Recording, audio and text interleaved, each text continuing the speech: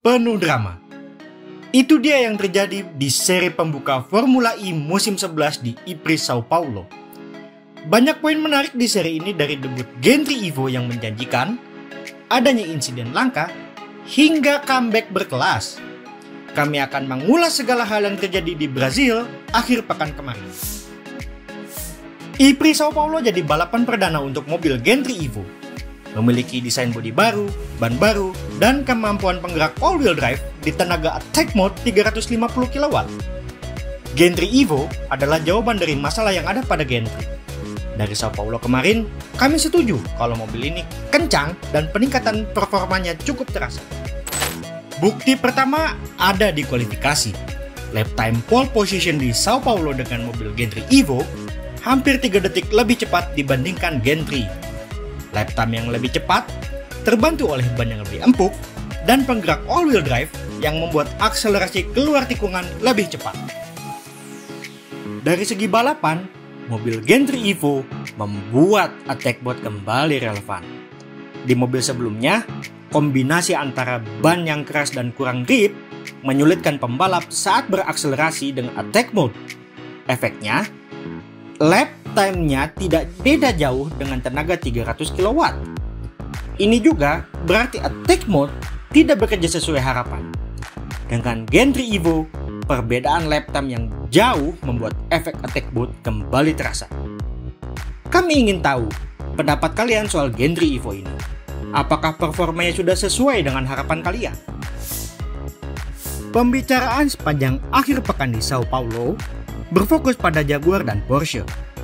Jaguar adalah juara dunia tim dan juara pabrikan musim lalu.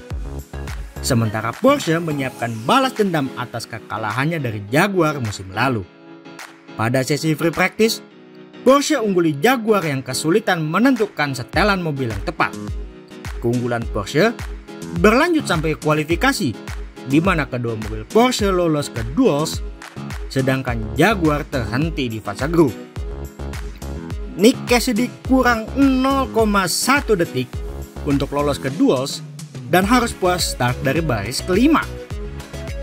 Sementara masalah rem dari Mitch Evans memaksanya tersingkir dari kualifikasi dan start terakhir. Pada duels, Porsche berhasil tampil baik. Antonio Felix da Costa tercepat di perempat final dan berhasil start kelima. Sementara rekannya Pascal Wehrlein kembali raih pole position di Sao Paulo. Memasuki balapan, Porsche dan Jaguar memiliki fokus berbeda.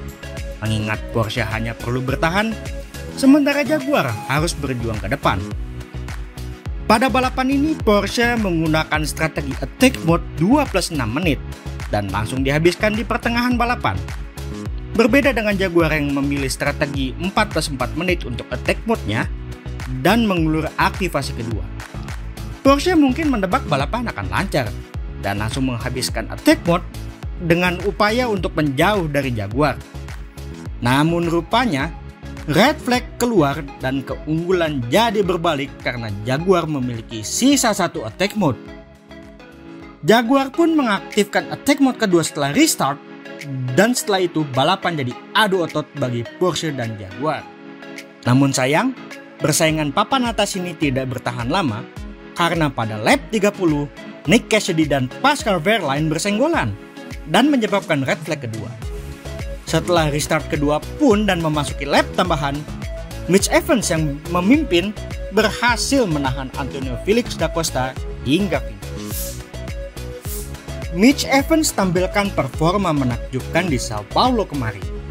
Ia berhasil menang setelah start dari posisi terakhir, naik 21 posisi menuju garis finish. Kombinasi skill membalap yang bagus dan strategi cerdas membuat Evans bersama Jaguar berhasil membalas kekuatan Porsche di balapan ini.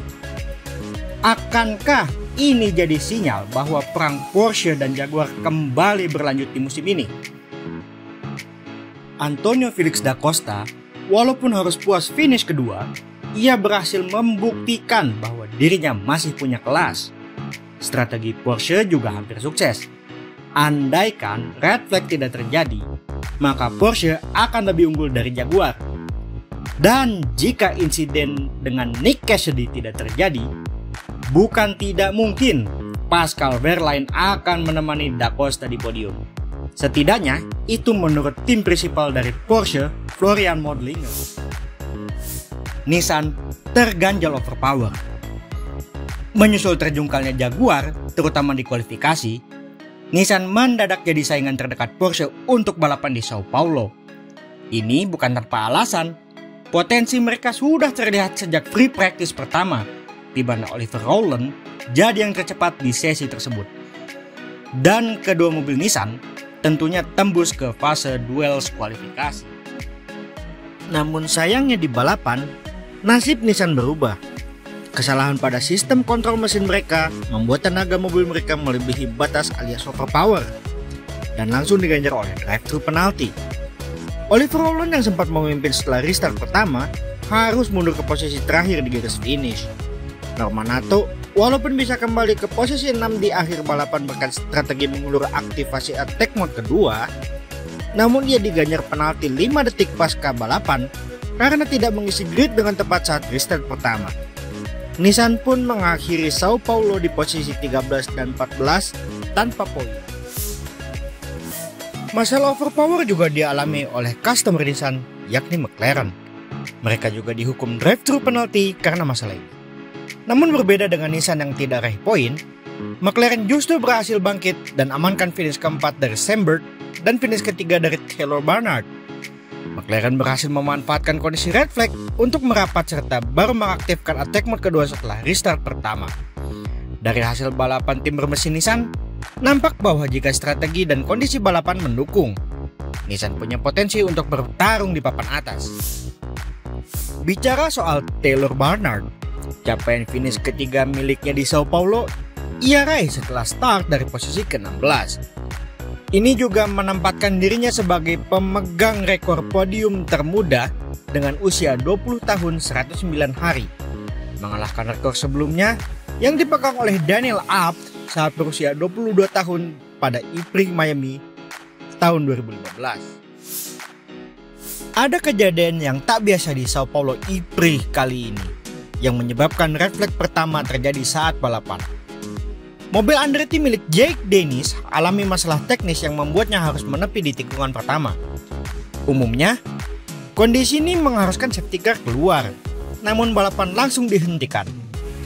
Rupanya Jake Dennis mengatakan mobilnya berada dalam kondisi red car, kondisi berbahaya di mana bodi mobil diasumsikan teraliri listrik.